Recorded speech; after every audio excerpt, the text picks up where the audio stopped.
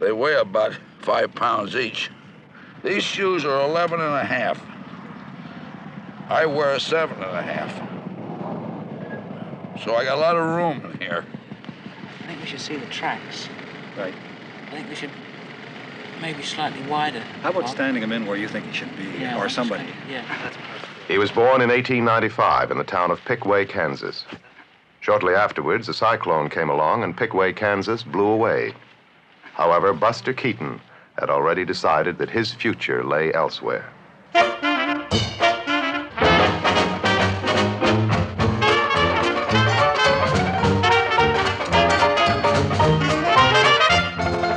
Turn them over anytime you're ready. Now, if we just slightly... Just off the sign. Yeah. Right. He spent his first 35 years becoming one of the most famous comics in the world. The last 35 years have been a bit rocky, but Buster is still doing business. It's somehow better if you don't walk over the tractor. You stand this side and just... After you've looked at the sign and we see a close-up of the sign, and you react to the distance, you see, and then you look that way, then you see the car there, then you kind of walk up towards the speeder, and you sit on it, and just see you go off down there. Okay. Stand by. Okay, roll. Here is Keaton on Canada's East Coast, about to star in his 87th movie, a 25-minute color short called The Railrodder. In it, he will travel from the Atlantic to the Pacific in a runaway railway speeder. The director is Gerald Potterton, whose films have been twice nominated for Academy Awards. For Potterton, this is a rare opportunity to work with a master. A second film crew made this record of them at work.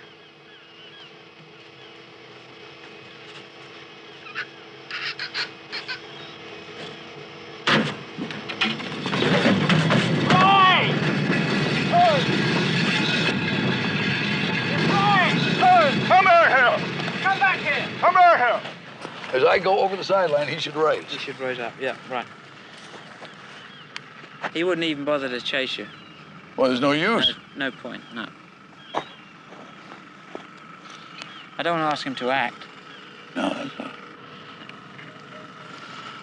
Could take his head off and just throw it. Oh, no. He wouldn't do that, though, Oh, would I he? know. I mean, not only that, you're asking him to act when he does that, see? Yeah. That's when you're in trouble. Yeah.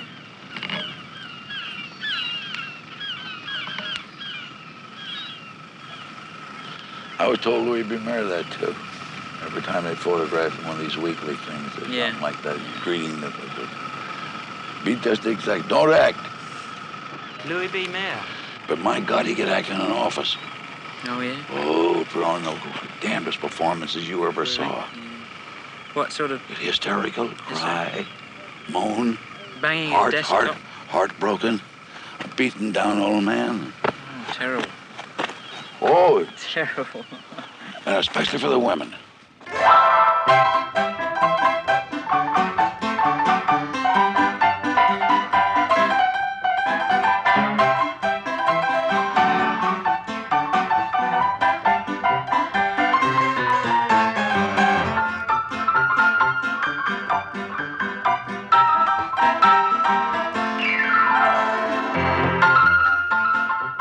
Around 1915, everybody started going to the movies, and the great days of slapstick comedy were on. There was Larry Seaman and Ben Turpin. There was Harry Langdon and lovely Mabel Normand. The greatest of them all was Charlie Chaplin, and next to Chaplin was the man in the horn-rimmed glasses, Harold Lloyd. There was Stan Laurel and Oliver Hardy and Mack Sennett's Keystone Cops. One of the cops was Fatty Arbuckle, and before long, Arbuckle was working on his own. In 1917, Arbuckle talks a young vaudeville comic into trying his hand at the movies. The young comic is Buster Keaton. This is Keaton's first picture.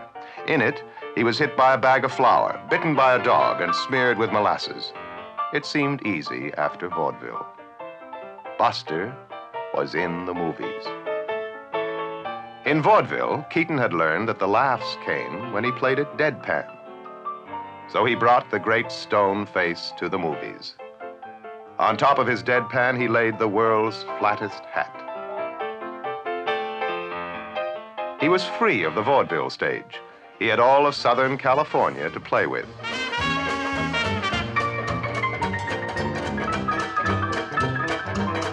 He had all the props and all the space he could use.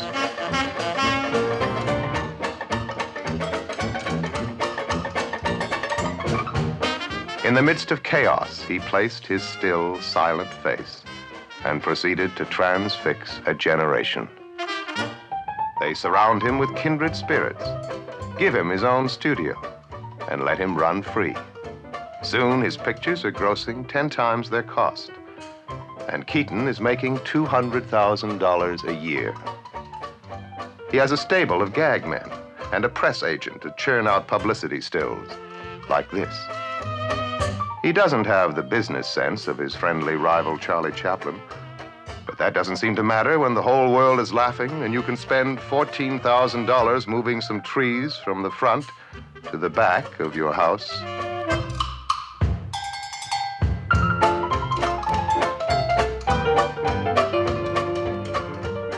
At parties, Douglas Fairbanks swings from a trestle above his swimming pool.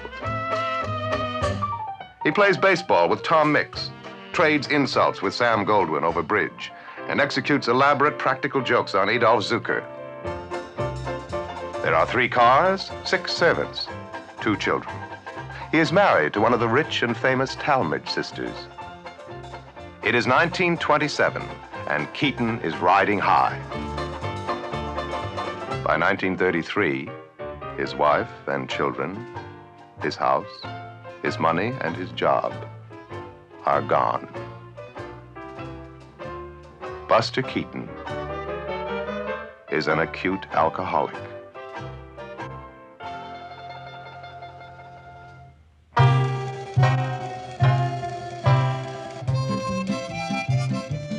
Today, he can again make films in pantomime.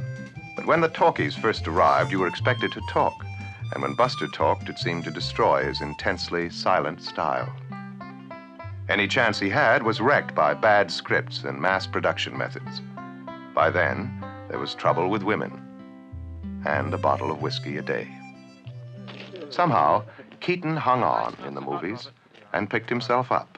Why don't you try? He churned out cheap shorts for Columbia Pictures and worked as a gag consultant for the big new comics at MGM. Hold it a second, Buster. We're just going to boost you up a bit.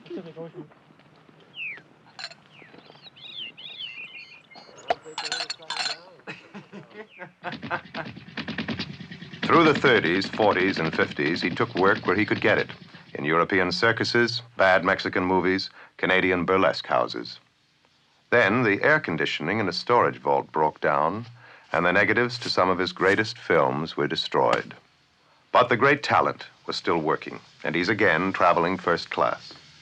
On this film, he has a private railway car, a chef, a steward, and a press agent. His drinking now consists of an occasional beer. His children and grandchildren are again part of his family, and he and his third wife, Eleanor, have been happily snapping away at each other for 25 years. Why is that first string so tinny? Should be raised in whole octave or something?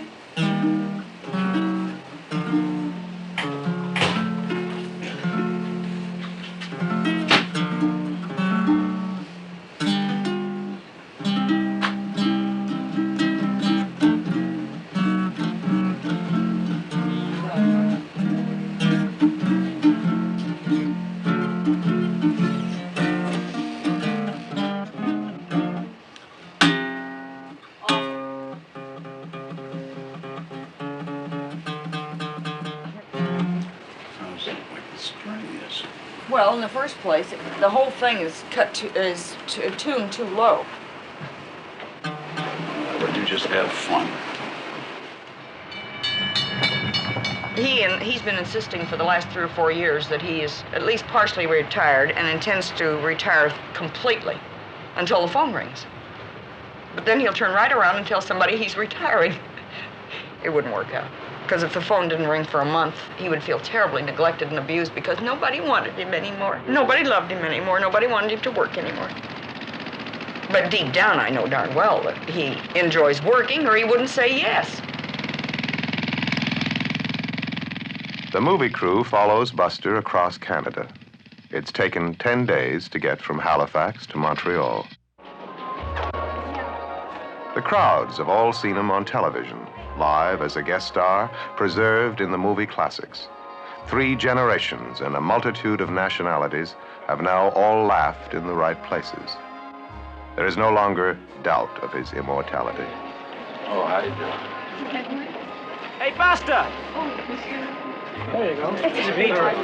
One of the local beetles. That is beautiful. That's what you're going to need for Banff and Jasper when you get out there. Oh. They got snow out there.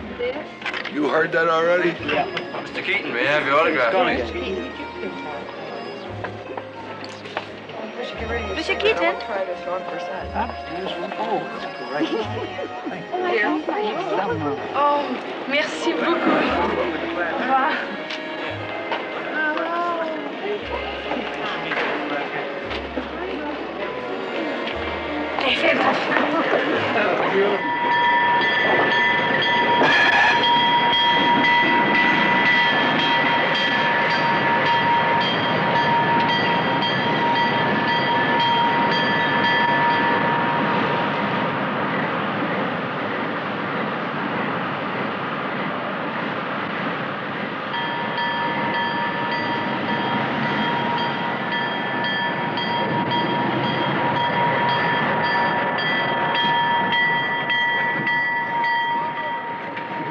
Three trucks or more, like that.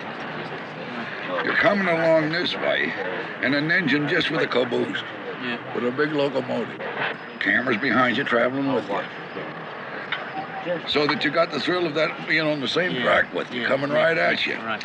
And just about the time he reaches this switch is when you see him, and all you do is this. He goes onto that track, and you go to this one. See? Great. Back up 1 inch, gentlemen. It's great. Yeah, that's And good. it's just sure. Yeah, that's a sure fun. The suspense is that you don't pay any attention to us.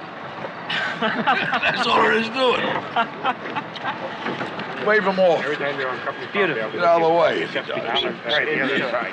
Twice a month.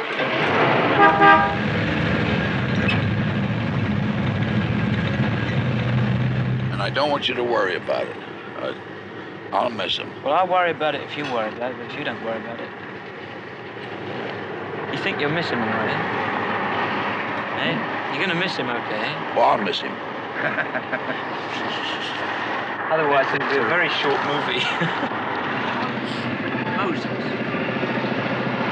Perfect. Beautiful.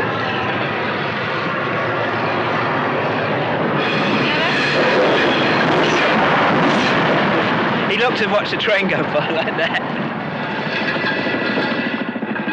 At the age of 4, he was in his family's roughhouse vaudeville act billed as the Human Mop. His father once picked him up and threw him at a heckler in the audience. The governor of New York once required him to strip naked and prove that he had no bruises. He spent 1 day of his life in school. He also survived 3 train wrecks and 5 hotel fires. That was the rehearsal. Look, can we do it once more? I mean, can we? Eh? Want to get the train out first. Okay. Gotta get the train out, then we'll do it. It was just the slowing up, on the switch.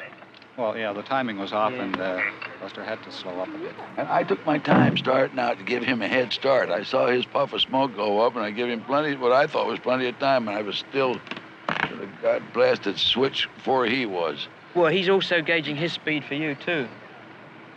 Well, he shouldn't, because I can pick up faster than he can. Yeah, that's the thing. That's what I thought. Well, let's, I'll see what what's his name thinks. We back up about another 50 feet this time further, too.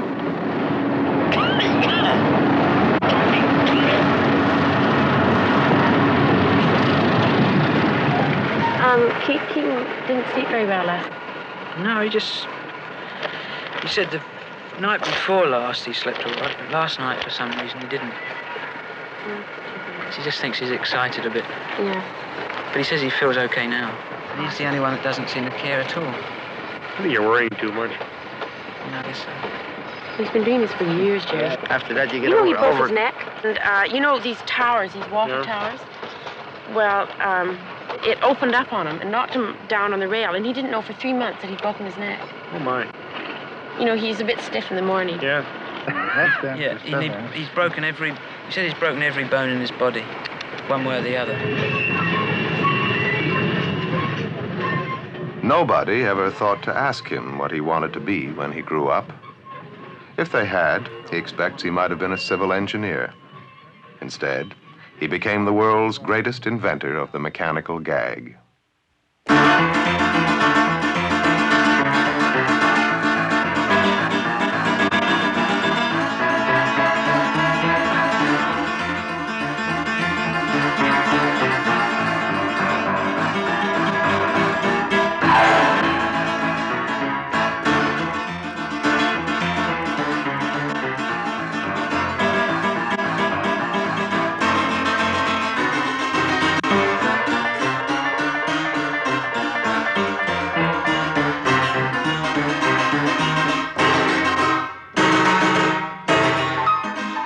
His films were based on a fatalistic struggle with the mechanical forces of the world.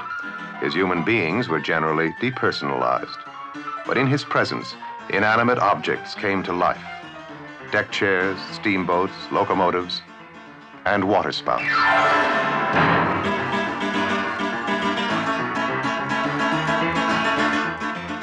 There were no doubles and no special effects. It was a real Buster Keaton on a real train, and the cameraman had orders to keep shooting until Buster yelled cut or was killed.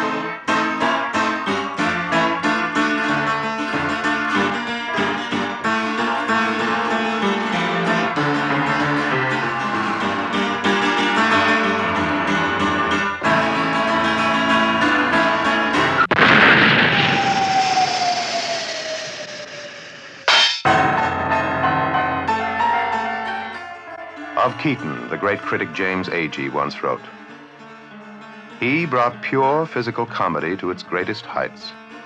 And underneath it all, there was a freezing whisper, not of pathos, but of melancholia." I think Laurel and Hardy, I mean, you say they're sort of grotesque, also very, very subtle. They did it too regular, and the entire plot was not understanding a traffic officer. That was the plot. They picked out 7th and Broadway, Los Angeles, and then put a cop like Ed Kennedy out there in those days in the middle of the street where the cop says just turn this way, turns around this way, and stand low in the first place, and he says he wants to see us. So they both got out of the car and came down to him. Says, what do you want? He says, what I want, what? Whose car is that? He says, well, that's our car. He says, well, get in it. All right, so they go back into the car. No more gets back. Gets, all right, sway. And back up a little bit. You go through. All right, come on. Well, the minute he did that, they come back and say, yes. Well, now traffic keeps piling up worse, see? So every time the cop did that, the guy in the car says, yes. That's all there was to the plot. This is a two-reel picture. Now? That's all he ever needed was something like that. Now. Are you all ready for your ducks? All right. Yeah. Ducks? Whee! Dun, dun, Hey, Buster wanted a wild duck dinner written into his contract. The assistant cameraman came through for him. I'm feeling you. Oh, sir, you shouldn't have. My God, he did. He got him in the head. There's no buckshot in the body at all. He got him in the head. That duck's worth $5 a pound. Beginning of the season. Oh, that pretty blue. Well, he won't get to Florida this year. Oh, and he always liked Florida. Well, I gotta go worse now. Keaton always claimed he got his best ideas in the bathroom. There is no place for the formal story conference in the grand Keaton tradition. The hero of the day now. Gags are improvised en route. And the duck has given somebody the idea for one. Even if you've had There's another only tunnel one- sequence before There's that. only one thing that sells the gag. That a duck hunter, once lining up on a duck, gonna shoot come hell or high water. So, with that camera, just missing the tunnel by 3 feet. He's just missing it. And as I come up, he pans maybe a little bit with me, but as I come into his shot, I bring my gun up to follow a flight. And when I get here, I shoot. And my gun is only about 5 feet from the tunnel when I shoot. Right. So I've shot right into it. The whole gag is in panning, panning, tunnel, bang. He goes in it, boom, like that. All you can see probably is the top of my hat and the gun barrel about that far. Slowly get that gun in position and get it. Just watch it. Now to this shot. Bang. And we got it.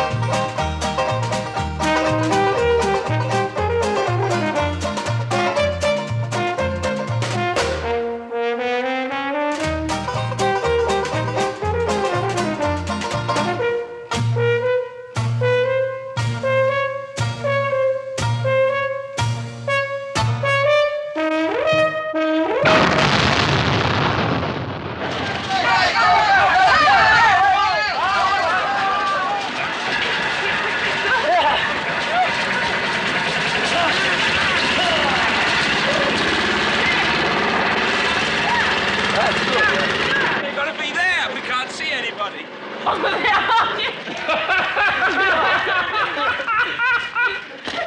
Bueno, mucho bueno, but you've got to run up to here, see?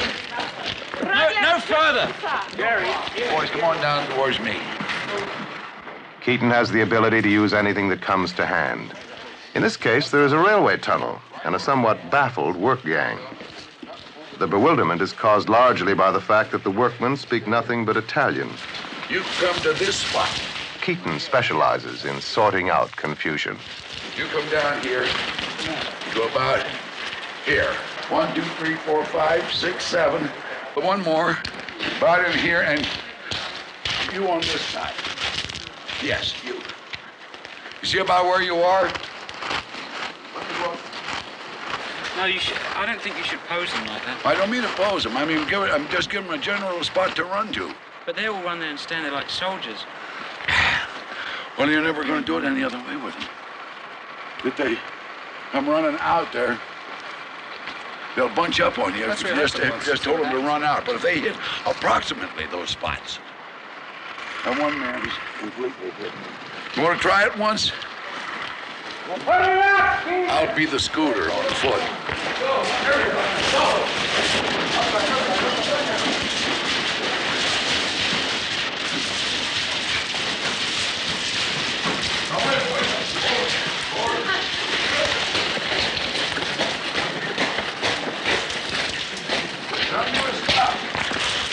I clear the way for that thing coming through.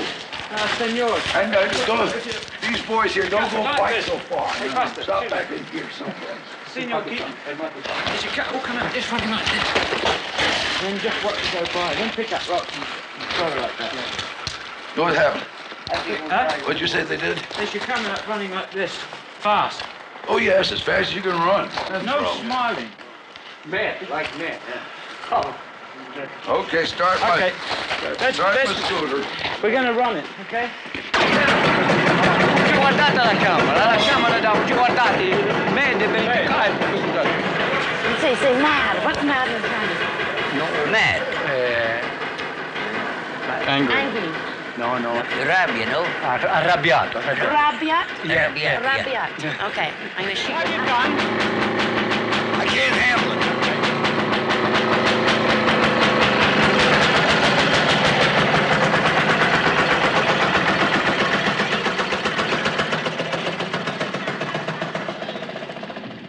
Making movies on location is no bed of roses. The clouds blot out the sun. Trains come through the tunnel. The actors go the wrong way. The waiting is endless.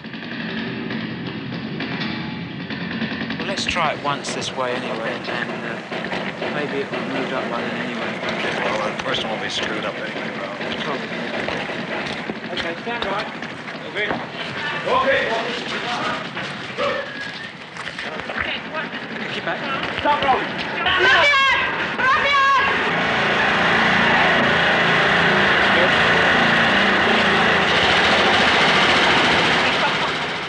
They have been working for 3 hours, trying to make 10 seconds of funny film. Don't forget tonight, a special show, When Comedy Was King, with Buster Keaton, Stan Laurel, Oliver Hardy, and many other 20 roaring 20 stars. 2 shows at 7 and 9 p.m. So come on in to see the stars of the famous Roaring 20s. Welcome to the Town of Rivers. Town of Rivers. Mayor and council. council. Oh, that's nice. Very nice. Aren't you an honorary mayor at home? Yeah, I'm Mayor of Woodland Hills. That's in the San Fernando Valley, right back of Hollywood and Beverly Hills. I've been the mayor there for over 5 years. I'm into my 6th year. We'll have to tell him that when you see him, eh? Yeah. Well, now, here's what we got. I think we ought to do is to invite the mayor and his missus and the chairman of the Chamber of Commerce and his missus. Yes. There'll be 4 people. We've been feeding 10 in here. Well, if 4 of us stay here, with that 4, 8, and send 6 of our people over to the local restaurant. Oh, and notify them, too, that they're going to be swamped with business. Right. The local restaurant. 6-headed people walking in on them like that, I'll catch them short-handed.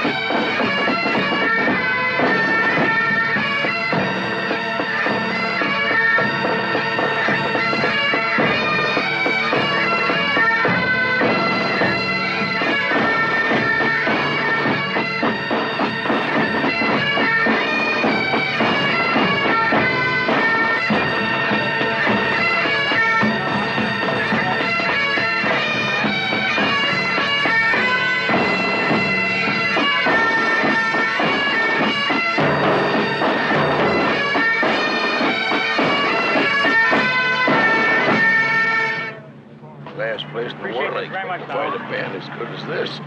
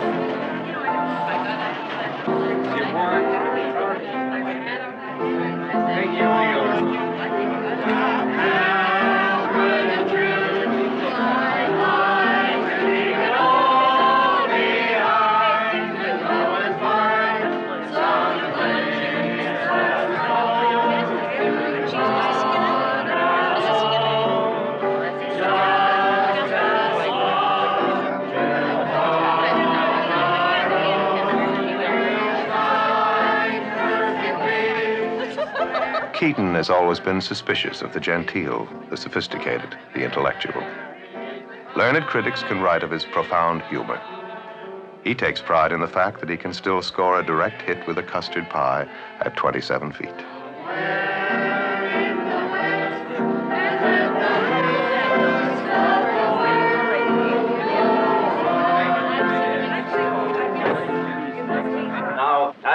perform a little duty tonight, which is a great pleasure and won't take too long. And so, on behalf of the Golden Boys of Manitoba, I would like to make a little presentation to our guest of honor here this evening. Now, Mr. Keaton, I want to make you a Manitoba voyageur. Whereas Buster Keaton has been a distinguished visitor and a traveler through the Keystone Province of Manitoba, the gateway to the west, and whereby in days gone by, this route has been followed by other men of distinction, enterprise and repute, voyageurs, traders, trappers, missionaries, pioneers, explorers, adventurers, and men of state. Therefore, the said Buster Keaton is hereby designated the title of Manitoba Voyageur, dated at Rivers, Manitoba, Canada, September the 26th, 1964.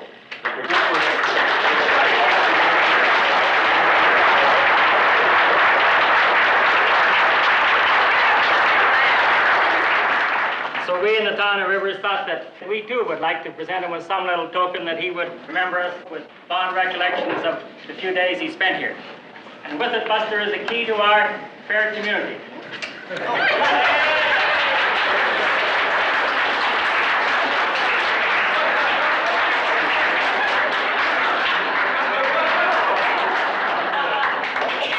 However, we give it to you from the bottom of our hearts, and we wish you fond voyage, a good trip.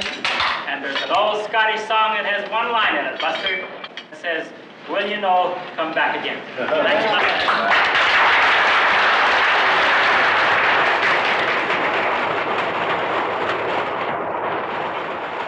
He was known as the Little Iron Man around the studio. Nothing stopped him, or there wasn't anything he didn't try. He slowed down and come around to the line of thinking that he can do other smaller type things or less dangerous things that can be almost as funny.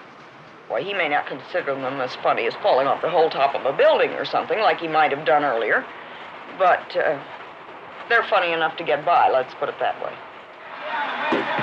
But you don't want him in because of the rain or something. He must have hurt himself. So now they're going to have to give a pitcher extra warm-up pitches, which is allowed if somebody gets hurt, of course. What's this first pitch? High and inside. That guy better be loose up there. Better be good and loose, my friend. Bless him again. There was little that was normal in Keaton's childhood, but whenever the family act hit a new town, he'd go looking for someone to play ball with. Later, in Hollywood, they'd interrupt a picture for a ball game when they got stuck on an idea. Did you see the third base coach? He has fallen down. He got so hysterical he fell down trying to get that guy. I was helping him slide. Ho, ho, ho, ho, ho, ho. Yo, he didn't get it. The umpire says he caught it. We were going to have a fight. He has a lifetime pass to any major league ballpark, but his enthusiasm has not always been shared. Once he took Marcus Lowe out to watch Babe Ruth. There were 70,000 fans in Yankee Stadium. Lowe was deeply depressed. He owned several hundred theaters, and baseball was killing his matinees. And oh my God! Oh! They touched third base and called the runner out and scored. Get the hell out of the ballpark. The umpire's throwing you out once. You want to call the police and drag you out? Bye, Bob. Bye-bye. Go get a shower, kid. Adios. Why is... Out. Look, Now the umpire's about to slug him. His personal dexterity in jumping around there like a mountain goat doesn't bother me. More what worries me than anything else is him catching cold, running around in rain and things like he's done a couple of times. Because with this chronic bronchitis that he has, he can go into pneumonia in about 3 days without half trying it, if you don't nip it in the bud. See, I'm traveling with antibiotics, pills, and everything else. So if he catches cold, I start him on them immediately. Okay, Buster, slow it. He's had pneumonia once already. The first morning when I talked to the doctor, he says if he lives 5 days, I'll let you know what I think. So, on the 6th day, why, that was it. He was ready to go home, looking like an octopus with all the tubes and the attachments here and there.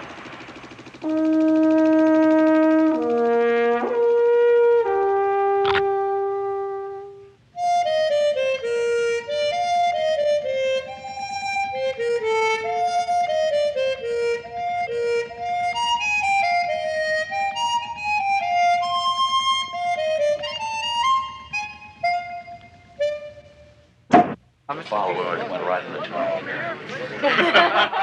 He's very shy when he's in public around a lot of people that he doesn't know, strangers. He feels terribly trapped if he gets around people that mumble because he doesn't hear too well. I mean, I've known him to go through complete whole interviews. And when they leave, he says, you know, I haven't heard half of what they said. I don't know why, but I've never been able to get him to say, look, speak up and tell the man or the woman or whatever it is that you can't hear them. This is no great detriment to your male virility or anything else. But he seems to be ashamed of it. And of course, he hasn't heard properly since 1918. You'd think he'd be used to it by now. This is a condition he got in the First World War. We stopped doing impossible gags because we knew an audience wanted to believe our story. And if we did... There are people hired to keep a sharp eye on Keaton. When he begins to look trapped, they go to the rescue, and the conference is over.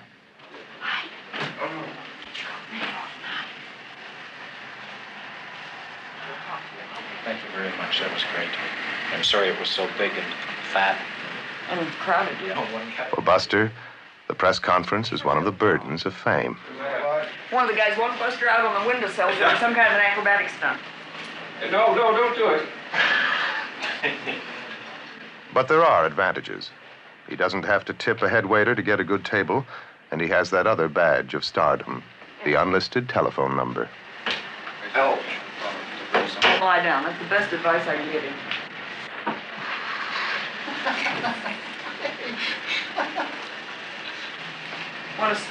Want a spotlight so you'll photograph prettier? There. That'll bring out the sweat on his brow. I'm gonna sell her.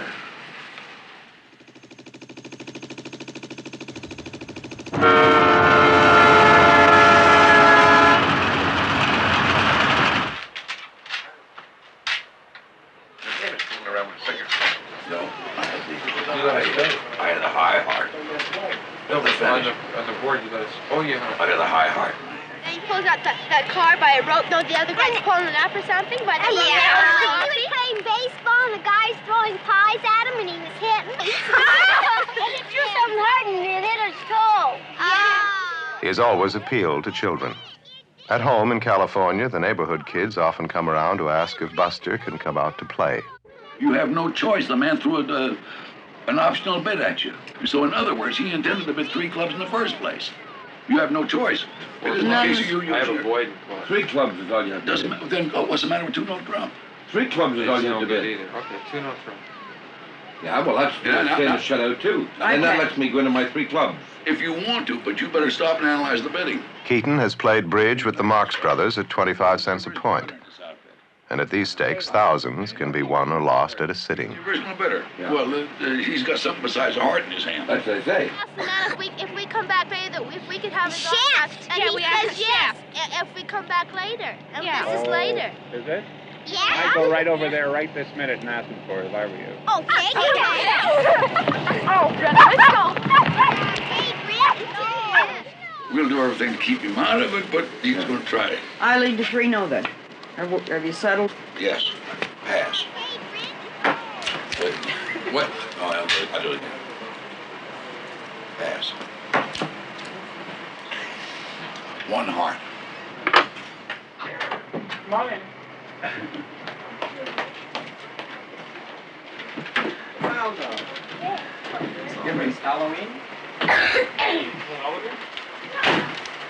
I got any special page? Under the K, please. Under the K, that's right, absolutely. We don't need anything on the tracks at all. No. Just get that wild little noise.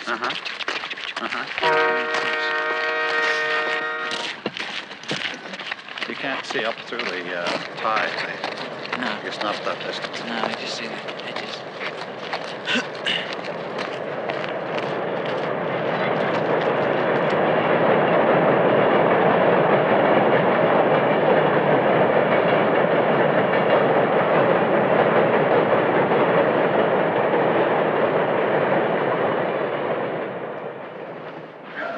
Beautiful trestle bridge.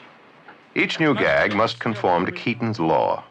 The situations can be wildly outlandish, But it must be possible that the events on the screen could happen in real life. Now, get out the map.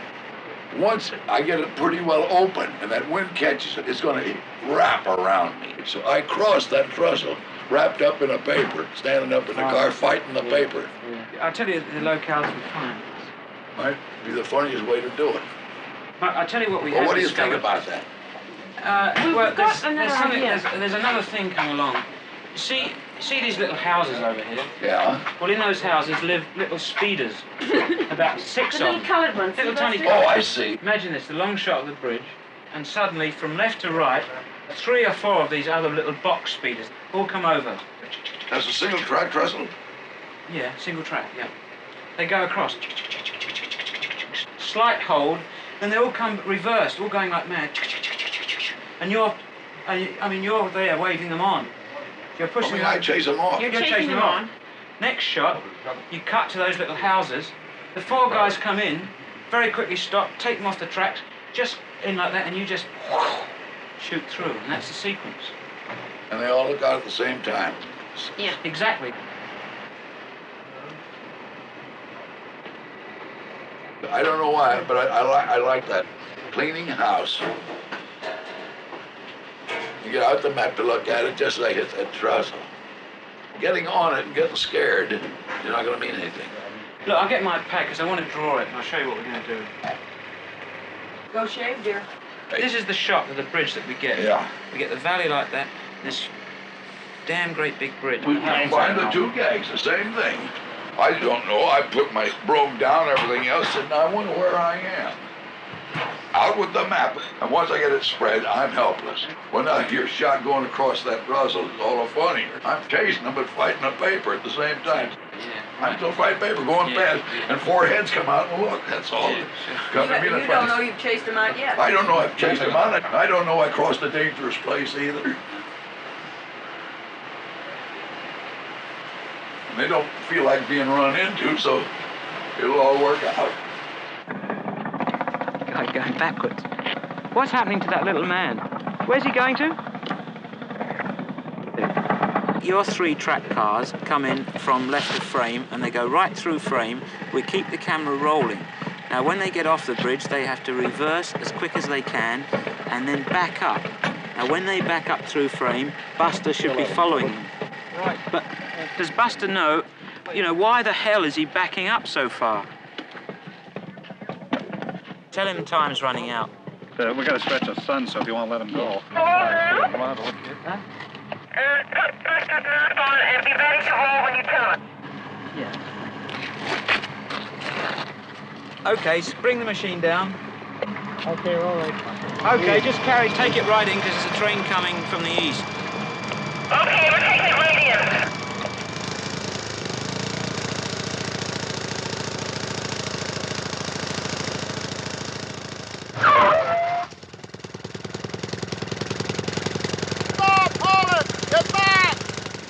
The director has decided against Buster's idea.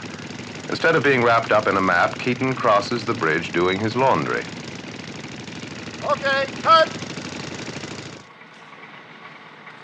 But Buster is a very stubborn man. When he decides an idea is good, he hangs on tight. What happened? Didn't he tell you what he was going to do? No, I didn't know. He shifted gags on me. What did you expect it was going to be? I thought I was going to be followed up with a map because I decided that last night.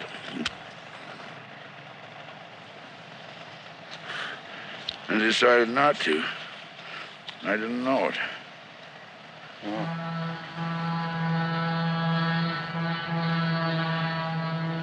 What makes it tough is that I can't match scenes. Because I didn't have it in my mind that way, so I don't know. If I went back now to protect this chase in close-ups, I wouldn't have the slightest idea what I was doing at the time I should be doing it. So I can't make scenes match. Don't forget, there's still 2 other shots to complete the sequence, Buster. There's a long shot of the bridge with them going over. That's the whole center of the gag is that long shot of the bridge. No, the bridge is not your gag. The bridge is only suspense. A thrill. There's no gag to the bridge at all. Doesn't mean a goddamn thing. It's only a dangerous place to be when there might be a collision. That's the only thing that's funny.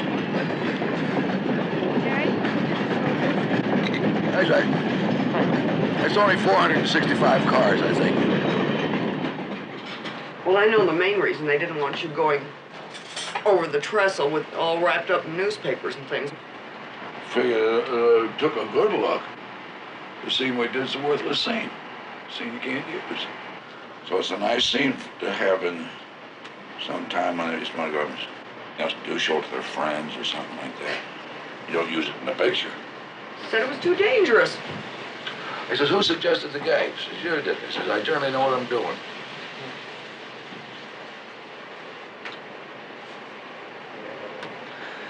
That is not dangerous. That's child's play, for the love of Mike. Don't tell me about it. I told Lev.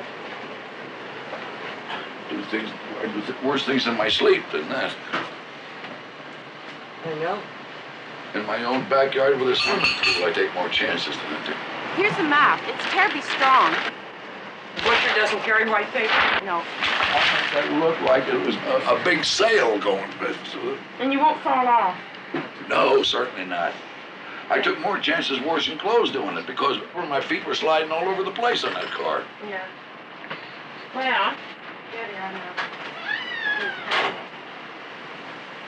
I say, any time you're shooting gags or laying them out in advance, you so often are running into guesswork. Or maybe his way's better than doing it mine. And you try to sell yourself one way or the other because there is a certain amount of guess. Has to be. But every now and then, ain't no guesswork. This is one of them. And so, as has happened fairly often in the past 60-odd years, it is decided to do it Buster's way.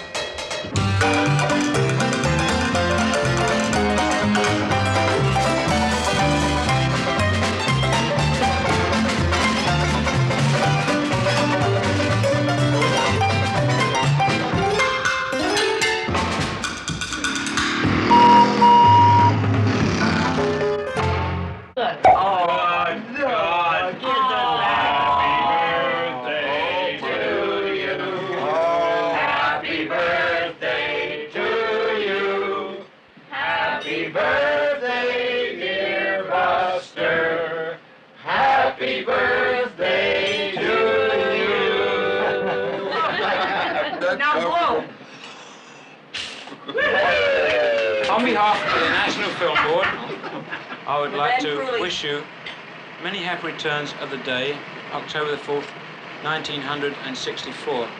Very also, the Queen sends her regards. Yes. Cheers. Thank you, Mr. Chairman, but I'm not very good at public speaking, but to show you that me heart's in the right place, I'll fight any man in the house. Oh, no! Good. Good heavenly days to Betsy. Isn't that cute? I better get a whistle. That is. Isn't that cute? Buster was born into show business. For most of his 70 years, his birthday has been a traveling event. Oh, what is that? It's a real one. A real steam engine. A really steam engine. It's got a whistle on it and a valve. Oh, the whistle. And they all work. They work. When he was a baby, his parents were operating a traveling medicine show. In partnership with an artful young man named Harry Houdini, they peddled snake oil to rustic America. The Keaton baby was called Joseph Jr. until Houdini saw him take a nasty tumble. From then on, he was Buster. When he was 3, his parents left the sticks and headed for the cities and the vaudeville stage.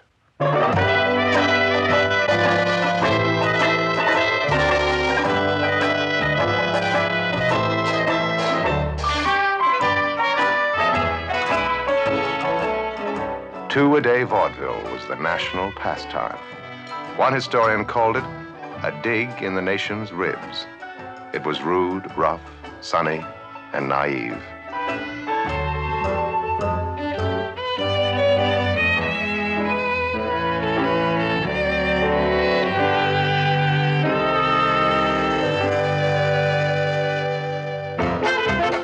1899, Doc Statter's Theater, Wilmington, Delaware. Buster Keaton, age 4, joins his parents' act for a children's matinee. The adults laugh as hard as the kids. Buster promises to sleep late in the mornings and is allowed to stay in show business. It is an Irish knockabout act, the roughest of its kind. It consists largely of Buster being punched, trampled, and thrown at the scenery. His father's right arm is twice as strong as his left from throwing Buster around. His mother is billed as the only lady saxophone player in America.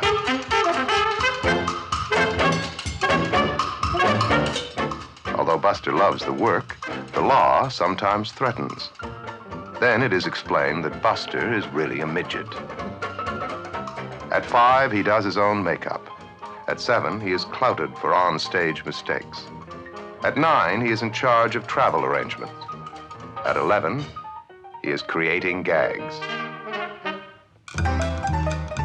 There were movies now, but they weren't taken seriously.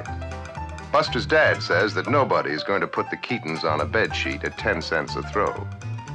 Vaudeville was the big time. They cheered when Field beat up Weber. They were wild for the Canadian Eva Tanguay, who by her own admission had neither talent nor looks, but who made $2 million anyway. There was a young blackface singer called Al Jolson and a comic juggler by the name of W.C. Fields. The great Bill Bojangles Robinson taught Buster the soft shoe and the tap. And Harry Houdini, who had given Buster his name, had gone on from the medicine show to become the biggest vaudeville draw of all time. The Keaton act would lay off while Mother had a baby. Buster would memorize 30 pages of dialogue and go on the legitimate stage as Little Lord Fauntleroy. For a while, the act grew with the family. But by 1916, it was breaking up. They had offended the powerful Martin Beck and were taken off the big-time circuit. Anyway, Mother Keaton preferred playing pinochle. Father Keaton was spending most of his time in the saloon, and little Buster was getting too big to throw around. He decided to try the movies and brought his family out to share the golden years in Hollywood. He always remembered where it all began. Through the years when he had the world by the tail, through the years of humiliation and despair, the spirit of the vaudeville stage, the spirit to entertain, and above all, to endure, has carried Buster Keaton into an active, graceful old age. Give me a June.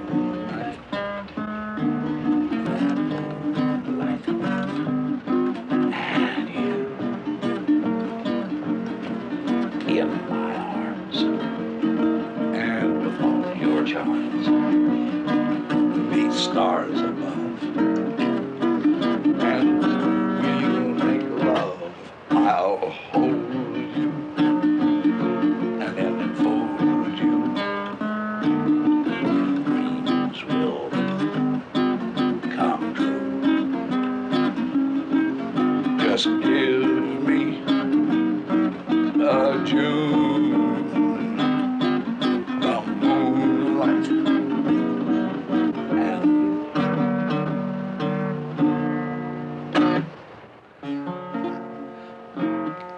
come on, you rounders, and gather you dear.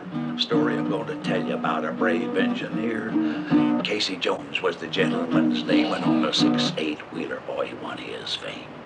Rode out the station with a big heavy train, kept on going till he struck the main. Switchmen knew by the engine's moan that the man at the throttle was Casey Jones. Casey was a-going at a terrible pace when 444 stared him right in the face. Turned to the fireman and said, boy, you better jump, 'cause 2 locomotives are a-going to move. Casey said just before he died, there's 2 more roads I would like to ride. Fireman said, what can they be? It's the Southern Pacific and the Santa Fe. Miss Casey got the wire that Casey was dead. All the children cried so hard they wouldn't go to their bed.